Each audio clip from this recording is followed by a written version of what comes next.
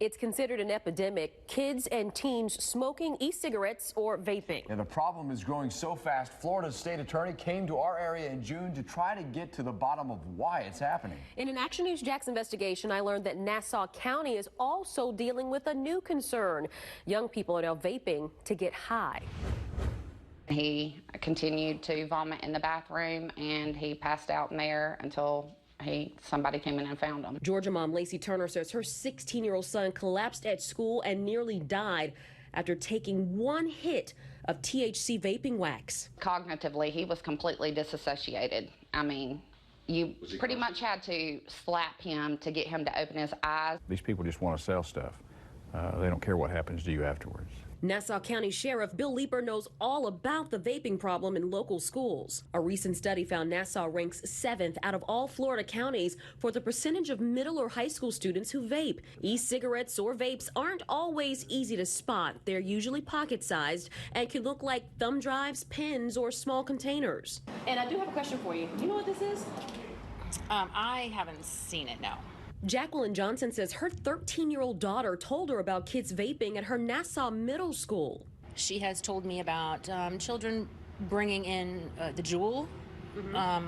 I'm not sure what that is. That's what you just looked at. Is that what that is? Okay. Vaping's been around since 1963. That's the first patent.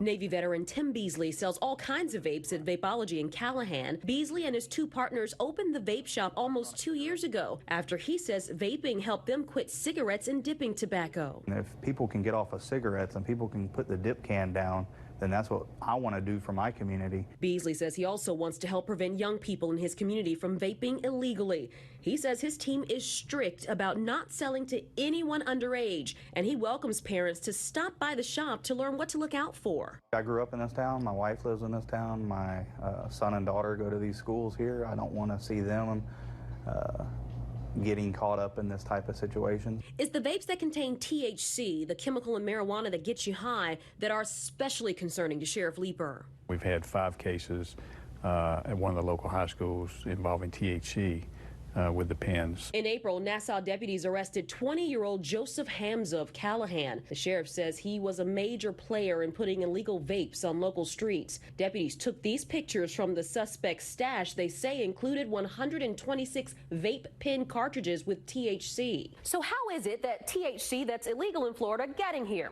Well, the sheriff believes it is coming from states where recreational marijuana is legal and that people are purchasing it here and then bringing it into Nassau County and Florida. Sheriff Leeper wants parents to make it their business to learn about vaping and what their kids are up to. Parents need to be their child's cop.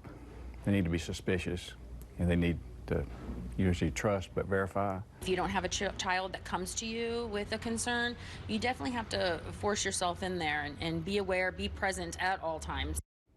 And if you're not sure how to have a talk, I put this guide for parents to talk to their kids about e-cigarettes and vaping, and you can find the link to it at the end of my story on actionnewsjax.com. So feel free to download it, print it out as 4 pages, and just share it with other parents.